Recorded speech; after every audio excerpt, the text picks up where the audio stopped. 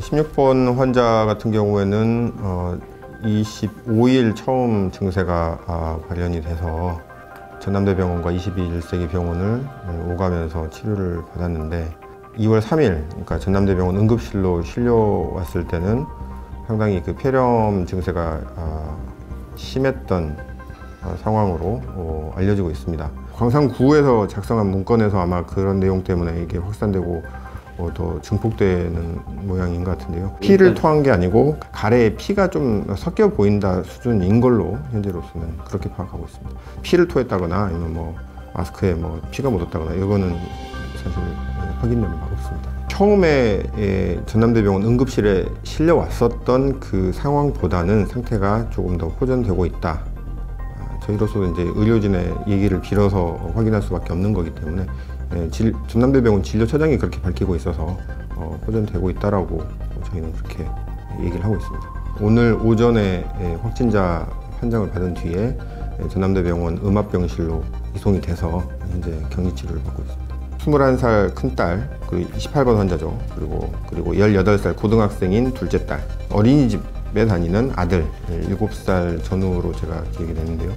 그 자녀가 3명 있는데 그 검사, 신종 코로나 바이러스 검사를 해본 결과 다른 가족들은 다 음성이 나왔고 큰딸, 그러니까 21살 큰딸에게서만 확진 판정이 나와서 이제 조치를 취하고 있는 중입니다. 자택에서 자가 격리하고 있는 것으로 알려지고 있습니다. 21세기 병원도 그렇고 이후에 방문한 전남대병원에서도 그렇고 이 환자도 그렇고 신종 코로나 바이러스가 매우 강력히 의심이 된다라고 여러 차례 메시지를 보냈습니다. 그러니까 이 환자가 애초에 광산구 보건소에도 전화를 했고 21세기 병원에 찾아갔을 때도 그쪽 의료진들도 이 환자는 아마 신종 코로나 바이러스가 의심되는 환자인 것 같다라고 소견을 보였고요.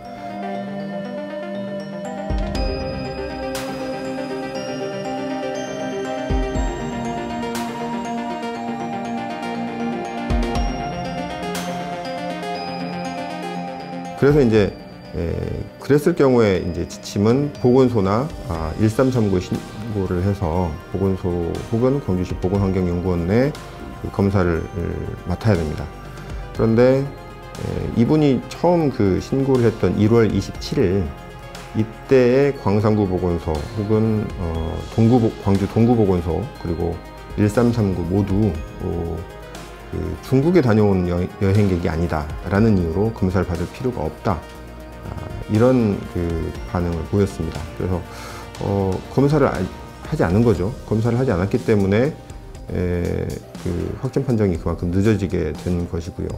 이 환자는 그 이후에 계속 이제 그 오한, 기침 뭐 이런 증상이 있으니까 폐렴 증세를 보이니까 그 21세기 병원에 입원하면서 계속 경과를 지켜봤던 건데 그 상태가 악화되다가 결국은 2월 3일 전남대병원 응급실로 옮겨지게 된 그런 상황입니다.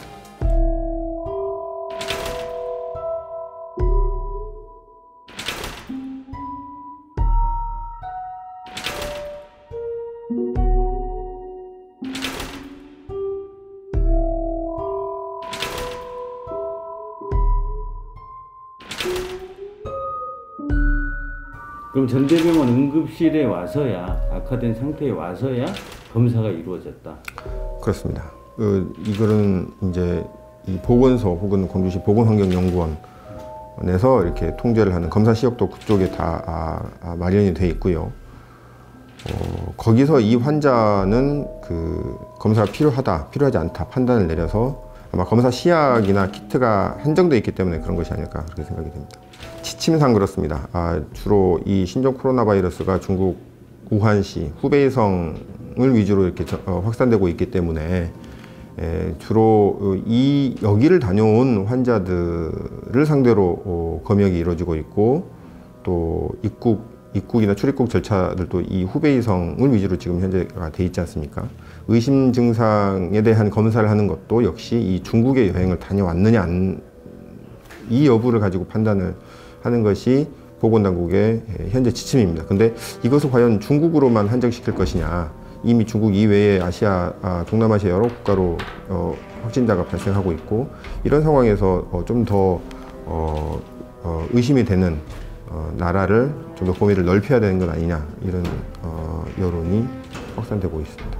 일부 언론 보도에서는 이 시약이 굉장히 적어서 증상이 의심되는 모든 환자들에게 그거를 우선 그러니까 사용을 해버리면 정작 필요한 사람들한테 사용을 하지 못하는 상황이 발생할 수 있기 때문에 그래서 좀 더 소극적으로 보수적으로 판단하는 것 아니냐 이런 의견도 있는데요. 시약의 어떤 추가 확보라든가 아니면은 그런 것들이 계속 이루어지고 있기 때문에 그건 좀 더 지켜봐야 할 상황인 것 같습니다. 자가 격리를 하면서 만약에 어찌됐든 뭐 꼭 중국이 아니더라도 동남아시아를 다녀온 해외 여행 최근에 이력이 있는 분들 중에서 만약에 이런 증상이 발생을 한다면 뭐 자가 격리뿐만 아니라 이제 이런 사례도 확인이 됐기 때문에 좀 더 보건당국이나 병원에서도 적극적으로 대처를 하지 않을까 싶거든요. 그때는 그냥 참지 마시고 자가격리가 능사가 아니니까 적극적으로 요구를 하는 게 필요할 것 같습니다. 조금 전에 중앙대책본부에서 발표한 바에 따르면 이 16번 환자 42세 광주에 사는 여성의 접촉자가 306명으로 확인이 됐습니다. 그 중에서 전대병원의 의료진이 19명, 그리고 광주 21세기 병원의 환자와 의료진, 그리고 내원한 통원한 환자까지 합하면 272명, 그리고 가족과 친지가 15명 더하면 306명인데요. 광주 21세기 병원의 경우에 기존에 입원해 있던 환자와 의료진을 다 해도 한 150명이 안 되는데 272명이라고 하면 그 기간 동안에 내원, 통원 치료를 했던 환자와 보호자들까지 다 포함한 수치라고 보면 될 것 같습니다. 어찌됐든 이 구체적인 주로 이제 전대병원과 21세기 병원에서 그 접촉자들의 대부분이 이 병원에서 접촉이 이루어졌고 주로 가족 친지가 이루어진 것으로 보면 이전에 요 며칠 동안에 광주 지역사회에 굉장히 넓게 퍼졌던 그런 활보하면서 수많은 곳을 다녀왔다 이런 것은 어느 정도 좀 사실이 아닌 것으로 보여집니다. 21세기 병원은 봉쇄가 됐고요. 거기에 있는 환자들은 광주 소방학교로 옮겨지고 있습니다. 1인 1실로 신종 코로나 바이러스 검사 시약으로 검사를 지금 진행하고 있고요. 그 결과가 조만간 나올 것 같습니다.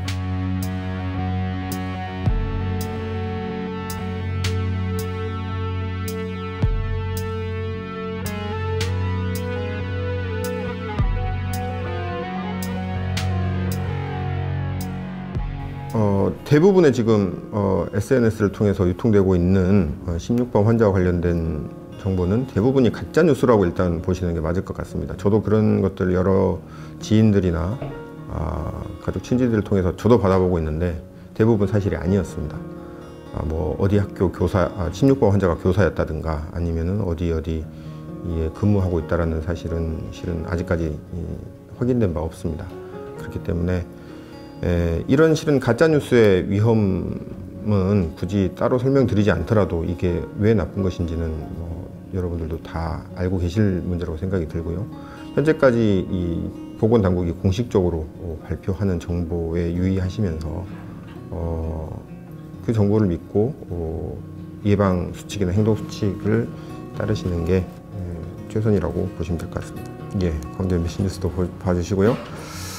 광주시와 질병관리본부 그리고 보건복지부에서 실시간으로 이런 정보들을 알리고 있고요. 그리고 하루 2차례 브리핑이 있습니다. 오전 11시와 오후 2시에 브리핑이 있으니까 그때 나오는 정보 주의 깊게 잘 보시면 참고하시는 데 도움 될 것 같습니다.